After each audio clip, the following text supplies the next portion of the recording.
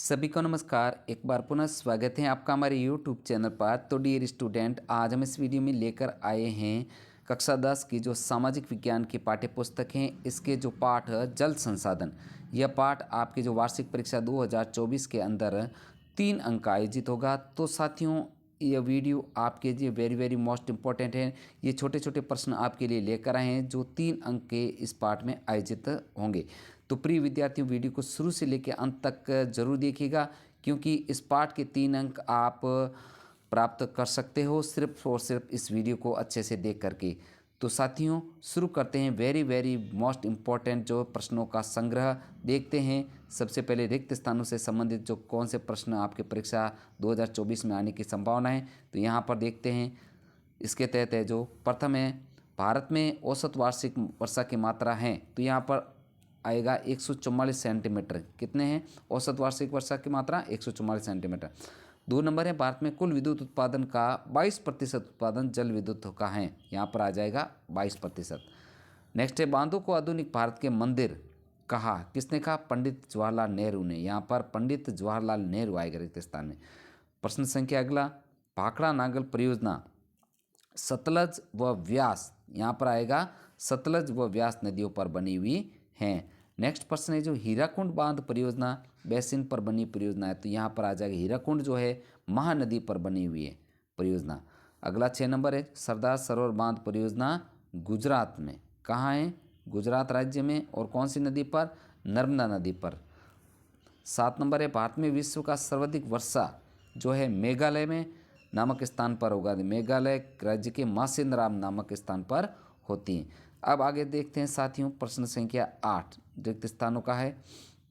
राजस्थान के शुष्क व अर्ध शुष्क क्षेत्रों में घरों की छतों पर पाइप लगाकर वर्षा का जल इकट्ठा करने के भूमिगत टैंकों को क्या कहा जाता है?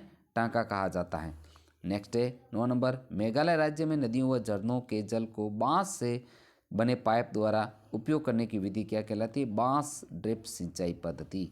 नेक्स्ट है 14 नंबर। 10 नंबर, 14वीं शताब्दी में इल्तुतमिश ने दिल्ली में सीरी फोर्ट क्षेत्र में जल की सप्लाई के लिए हौज खास का बनवाया था। तो ये जो है यहाँ पर इल्तुतमिश, यहाँ पर सीरी फोर्ट, यहाँ पर हौज खास। नेक्स्ट है 11 नंबर, तलछट एक प्राकृतिक उर्वरक है, यहाँ पर आ जाएगा तलछट।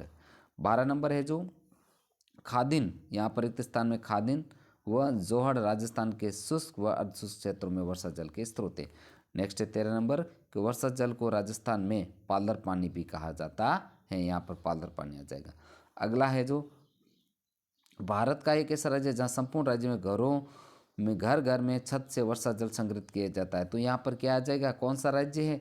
यहाँ पर तमिलनाडु राज्य है, जहाँ पर जो है सर्चा जो वर्षा का जल मतलब टाँके के रूप में लेना अनिवार्य किया गया है। नेक्स्ट 15 नंबर प्रश्न है जो चंद्रगुप्त मौर्य के समय बहुत वृहत स्तर पर बांध, झील और सिंचाई तंत्रों का निर्माण करवाया गया, तो यहाँ पर रिक्त स्थान में चंद्रगुप्त मौर्य। तो साथियों, ये रिक्त स्थानों से संबंधित कुछ मोस्ट इंपॉर्टेंट प्रश्न थे। अब आगे हैं लघु उत्तरात्मक प्रश्न, यहाँ पर देखते हैं। 1 नंबर प्रश्न है जो राजस्थान के अर्धशुष्क क्षेत्रों में वर्षा जल संग्रहण किस विधि द्वारा किया जाता है? तो यहाँ पर उत्तर होगा कि राजस्थान के अर्धशुष्क क्षेत्रों में वर्षा जल संग्रहण गड्ढे बनाए जाते हैं ताकि मृदा को सिंचित किया जा सके, संरक्षित जल को खेती के लिए उपयोग में लाया जा सके। जैसलमेर में खादिन तथा अन्य क्षेत्रों में जोहड़ के नाम से जाना जाता है। पीने के पानी संग्रहण टैंक को टांका कहा जाता है, जिसमें छत व आंगन का पानी संग्रहित किया जाता है। अब इसका 2 नंबर प्रश्न पाठ का कि बहुउद्देशीय परियोजनाएं मानव विकास में किस प्रकार उपयोगी हैं, समझाइए। इसके लाभ, उद्देश्य और बांध का उपयोग लिखिए। तो सबसे पहले देखते हैं बहुउद्देशीय परियोजना मानव विकास के लिए किस प्रकार उपयोगी है। तो जैसा कि आप लिख सकते हैं यहाँ पर कि सूखाग्रस्त मरुस्थलीय क्षेत्रों में सिंचाई के लिए पानी, कृषि सिंचाई के लिए पानी उपलब्ध करवाती हैं। देश के अनेक शहरों में पेयजल आपूर्ति करवाई जाती है। अनेक परियोजनाओं पर जल विद्युत उत्पादन का कार्य किया जाता है और नदी तथा परियोजना बनाकर बाढ़ नियंत्रण किया जा रहा है। इन सभी बहुउद्देशीय कार्यों से संपन्न होने से कृषि, विद्युत, पेयजल, बाढ़ नियंत्रण जैसे अनेक लाभ प्राप्त होते हैं। अब आगे जल दुर्लभता क्या है, इसके मुख्य कारण लिखिए। तो जल दुर्लभता किसी क्षेत्र में जल उपलब्ध होने के बावजूद भी वहाँ पर जल प्राप्ति की कमी होना, इसके अनेक जो है कारण हो सकते हैं, जैसे अत्यधिक जनसंख्या होने के कारण जल उपलब्ध नहीं होना, सभी स्थानों पर जनसंख्या के अनुपात में जल का वितरण नहीं होना, जल का अनेक कारणों से प्रदूषित होना, जल में अत्यधिक मात्रा में लवणता जल दुर्लभता का कारण है। अतः समय की मांग है कि जल संसाधनों का संरक्षण एवं प्रबंधन करें तथा आने वाले समय के लिए जल को सुरक्षित रखें। नेक्स्ट है प्रश्न संख्या 4, जल एक नवीकरणीय योग्य संसाधन है, समझाइए। तो इसका उत्तर आपको लिखना है कि मानव जीवन के लिए सर्वाधिक उपयोगी संसाधन जल हैं, लेकिन वर्तमान समय उपयोग योग्य जल की मांग लगातार कमी हो रही है। अतः वर्षा नदियों द्वारा प्राप्त जल को संरक्षित कर जल की मात्रा को बढ़ाया जा सकता है।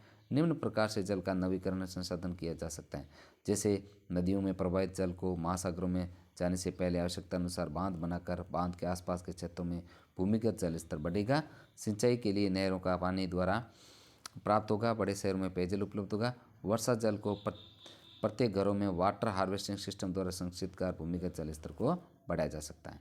और इन दो उपायों से जल का पुनर्निर्माण और योग्य संसाधन के रूप में बना सकते हैं। अब आगे, भारत में जल संकटग्रस्त संसाधन है, कथन की पुष्टि कीजिए। तो इसका उत्तर लिखना है, भारत में बढ़ती जनसंख्या के कारण जल के अत्यधिक उपयोग से कमी हो रही है। लगातार बढ़ रहे जल प्रदूषण के कारण उपयोगी जल प्रतिशत घट रहा है। नदी नालों में बहकर शुद्ध जल महासागरों में चला जाता है, जो उपयोग योग्य नहीं रहता। और भारत में मानसून की अनियमितता के कारण वर्षा जल में कमी हो रही है। तो प्रिय विद्यार्थियों, इस वीडियो में जो हमने जल संसाधन पाठ है कक्षा 10 का सामाजिक विज्ञान का, इसका जो है वेरी मोस्ट इम्पोर्टेंट प्रश्नों का सॉल्यूशन किया है।